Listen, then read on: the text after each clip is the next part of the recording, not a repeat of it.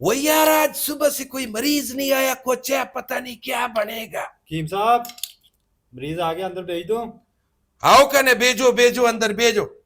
वही कोचा, इतना गर्मी में भी तुम कांप रहे, क्या हुआ कोचा? कीम साहब, मैंने शदीद बुखार है, मेरी तो जान निकलती पई है। अच्छा चलो इधर दिखाओ, तुम्हारा को चेक करते हैं। वही वही वही वही कोचा, तुम्हारा को तो जनरेटर पे बैठना पड़ेगा। जनरेटर पे बहना पेगा। कीम साहब, मैं इलाज कराने आया कि मैं इलेक्ट्रिशियन को आया मैं? वही कोचा, तुम्हारा जिस्म का वोल्टेज लो हो गया कोचा, तुम्हारा को 220 वोल्ट का झटका देना पड़ेगा। कीम साहब, मैं इंसान हाँ, कोई बैटरी नहीं जड़ी लो होगी तेन झटका दे के पूरी करोगे। चलो ठीक है, अभी तुम्हारा इलाज करेगा, चलो अपना तारीख निकालो। धारें कड्डो। कीम साहब, मैं तेरे को दवाई लैन आया, तुसी आ कि प्लास ते पेचकस कट के बह गए हो। तुसी कीम हो के इलेक्ट्रिशियन हो?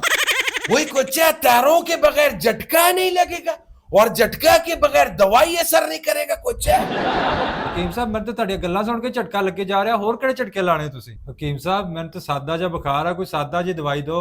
अच्छा, सादा बुखार का सादा इलाज है, ये लो पकड़ो, सुपारी का जूस पियो कोचा। सुपारी दा जूस? हकीम साहब, ये तो वेख के मेरा बुखार होर वध गया वा। वही कोचा, ये जूस पीते ही या तुम्हारा को झटका लगेगा या तुम बेहोश हो जाएगा बस।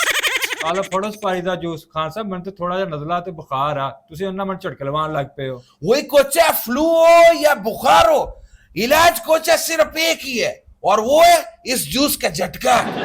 झटका? तुसी हकीम हो के इलेक्ट्रिशियन हो? वही कोचा, हकीम वही होते हैं जो एक झटके में अगले बंदे का तबीयत हशाश बशाश कर दे। हकीम साहब, ਤੁਹਾਡਾ ਇਲਾਜ ਵੇਖ ਕੇ ਤੇ ਮੈਨੂੰ ਲੱਗਦਾ ਤੁਸੀਂ ਵਾਪਟਾ ਤੇ ਮੈਪਕੋ ਦੇ ਵਿੱਚ ਰਜਿਸਟਰ ਹੋ।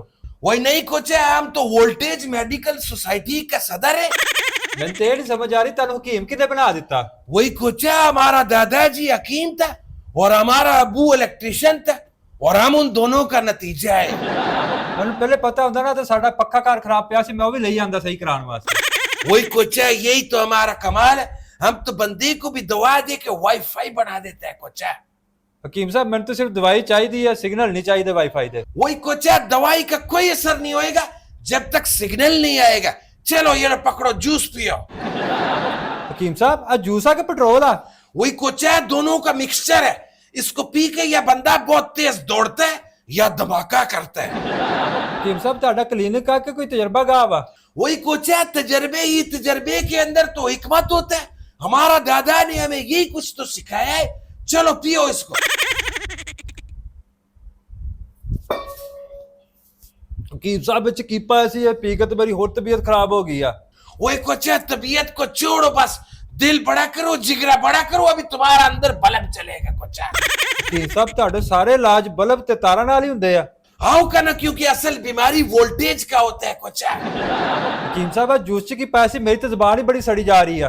वही कोचा, थोड़ा सा तेजाब डाला था, थोड़ा सा पेट्रोल डाला था और थोड़ा सा उसके अंदर कोचा मैंने वो काला नीला तोता जो होता है वो डाला था।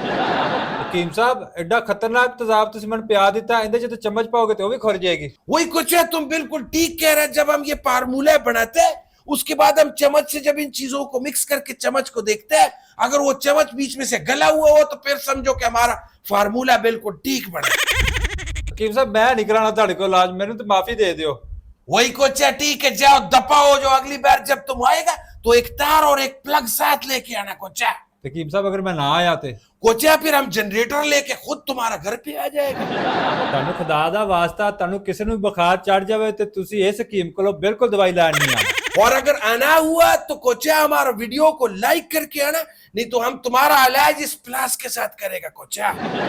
ਤੇ ਨਾਲੇ ਕਮੈਂਟ ਕਰਕੇ ਸਾਨੂੰ ਦੱਸੋ ਕਿ ਕਦੀ ਐਵੇਂ ਦਾ ਇਲਾਜ ਕਰਾਇਆ ਕਿ ਤੁਹਾਡੇ ਬਾਅਦ ਚ ਜਿਸਮ ਚ ਧੂਆਂ ਨਿਕਲਣ ਲੱਗ ਪਵੇ। और कोचा, हमारा चैनल को सब्सक्राइब करो, नहीं तो हम तुम्हारा वाईफाई का पासवर्ड बदल देगा और तुम किसी का भी वीडियो नहीं फिर देख सकेगा।